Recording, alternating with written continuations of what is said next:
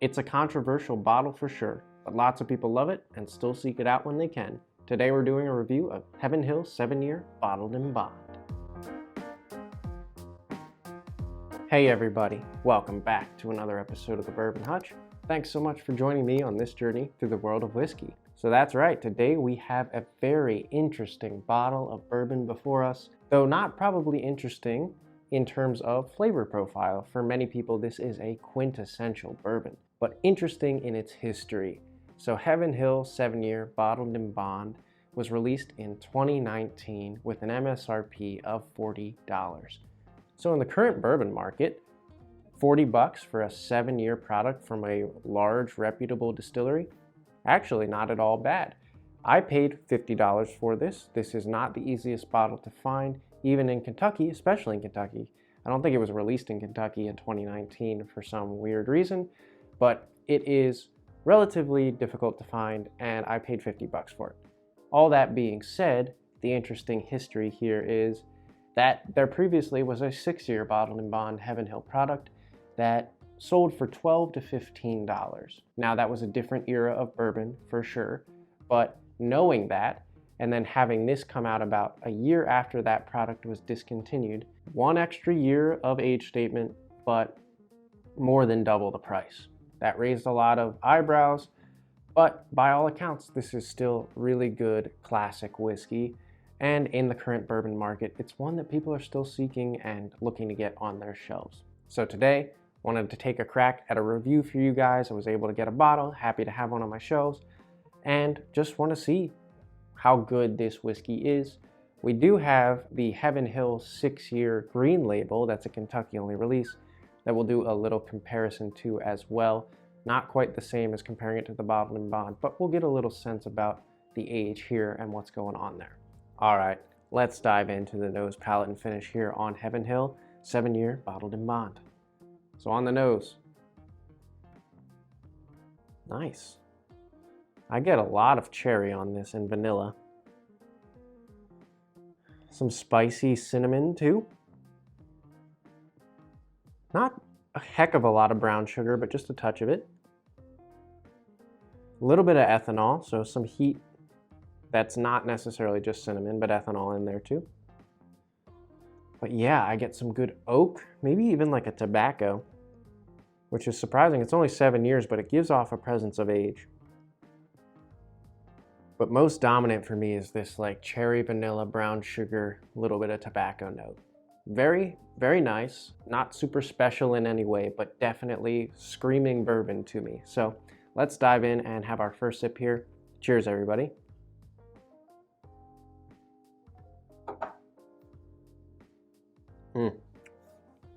Wow. It's very, very solid. Neglected to mention the mash bill here is 78% corn, 12% malted barley, and 10% rye. So not super rye forward. I get a lot of sweetness because of that. I get a good amount of vanilla and cherry and brown sugar.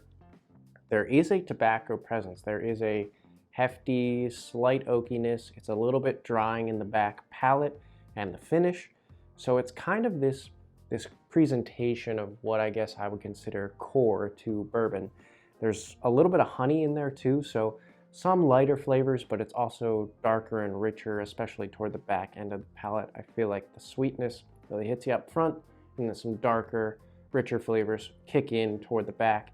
Not super spicy, a little bit of kick, a little bit of cinnamon, but not a super spicy bourbon for me overall. Because it's bottled in bond, it's 100 proof, so I feel like that 100 proof just gives it a good, warm, rounded flavor, but it's not overwhelming at all. Overall, very, very solid on this first sip. Let's go back in for a second sip now and just see if we pick out some more flavors here. Cheers, everybody.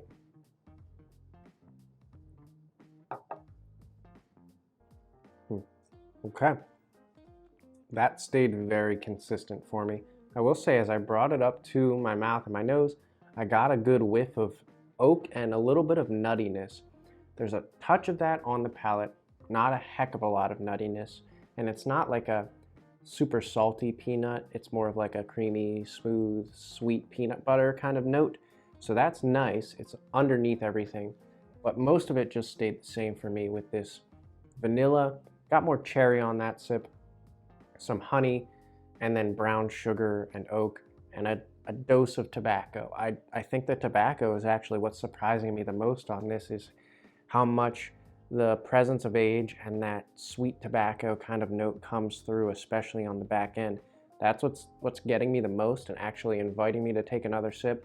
It's a little drying because of that, which makes me want to take another sip, even though it'll continue to dry out my palate. But it's that little bit of tobacco and that presence of age. I don't know if that's the 7 years giving it a little extra age, but that gives it a sense of maturity as a bourbon.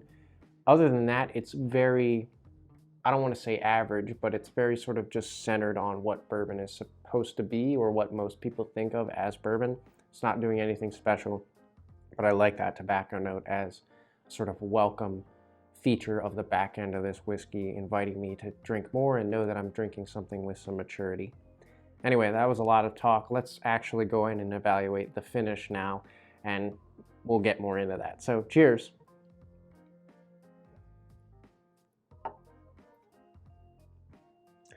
Yeah, again, pretty much a similar experience as each sip.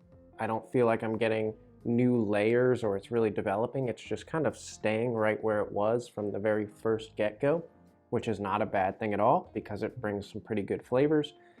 The flavors that I got on that, and thinking about the finish in particular, and kind of progressed from this sip. I actually got a lot of like honey sweetness on the front, and then like a spicy cinnamon nuttiness in the center. So the nut came forward a little bit more. And as it fades into a finish that is, I would say, good heat, lasts for quite a long time. The flavor punch is medium. So it's sort of like a medium long finish. And the finish here for me is more of that touch of tobacco, a little bit of drying oak, but some of that honey and vanilla and cherry sticking around. So a sweet presence continuing to stick around. That tobacco is also a little bit of a sweet tobacco, and the drying oak kind of dries out my palate a bit. But if I had to pick a favorite part of this bourbon, for me, it's actually that finish. It's the sense that I've had something mature and well-rounded. It's not spectacular. None of the dials of flavor here are spectacular. They're all very solid, but the finish gives me a presence of age that I would give this to anybody and be like, basically, this is what a pretty well-aged, well-rounded bourbon tastes like. And that's a good thing. That's a good thing for Heaven Hill to be able to offer. I think it's worth that $40 for sure. I'm happy to pay $50 for it because I feel like it is a good presentation of sort of the very center of bourbon and what bourbon does so well. I don't think that it's worth more than that $50. I think that's about where I'd stop, and I wouldn't pay much more than that. But comparing it to what might used to have been, let's do that now. Let's take a look at the 6-year green label and see if this is really worth so much more money, because the 6-year green label is also a $15 to $16 bottle.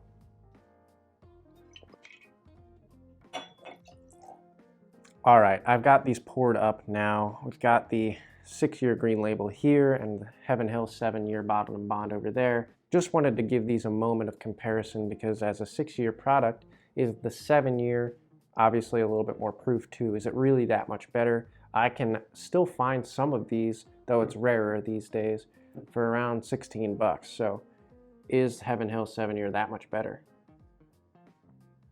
Okay, so this is a much lighter nose. Similar presence, more of a light cherry and vanilla, maybe a touch of that nuttiness, a little bit of oak, but overall it's much lighter, and that makes sense because I think, what, this is 86 proof if I'm not mistaken. No, it's 90 proof. Okay, so actually only 10 proof less, but still much lighter, not jumping out of the glass as much. Let's try this on the palate. Cheers.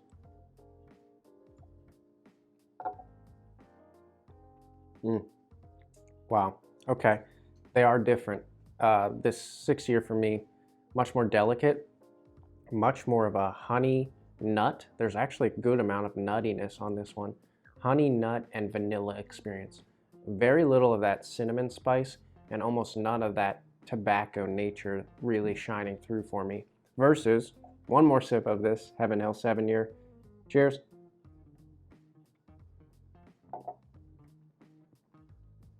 Yeah, just heftier, a little bit darker. Actually got more barrel char on that coming off of the 6-year.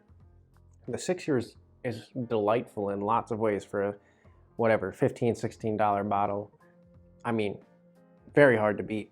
This just has more maturity and heft for sure. I think that 10 extra proof points certainly plays a role, but the 1 extra year seems to be playing a role too. And that might be a threshold. You know, you get to 7 years in Heaven Hill's inventory and you get a little bit more heft in tobacco and maturity versus a little bit more of a lighter vanilla honey experience.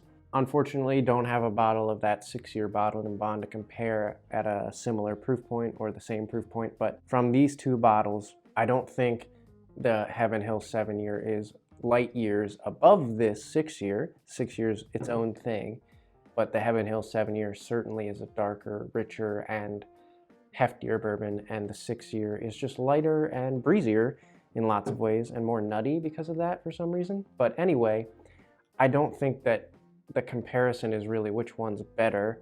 I think they're just different beasts. And if you ask me, this 7-year really presents a good mature bourbon. And I would be happy to bring this to most people who haven't tried bourbon before and be like, this is kind of the very core of it. And it's a great representation of what bourbon does so well. All right. So this is going to be a little bit longer of a video with this extra comparison. I know I've been repeating myself a little bit here too, but I really think this Heaven Hill 7-year bottle of bond is just a very, very good bottle of bourbon. Again, wouldn't pay much more than $50 for it. I think that's about what it's worth, but for what it is, and I get why lots of people like it because it's really good bourbon. Let me know in the comments below what your experience has been. If you've had that 6-year bottled in bond before and you have opinions on it, and the 7-year, let me know. Do you think this is much better with just 1 extra year? Would love to know your thoughts on all of that. Until I see you guys again for another video, all I can say is keep drinking good whiskey and cheers.